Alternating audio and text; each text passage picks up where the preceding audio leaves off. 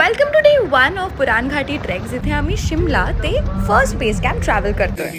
On the way I had this delicacy which is गोटच्या आतड्या, रक्त आणि भात. Guess what I am not gonna have again.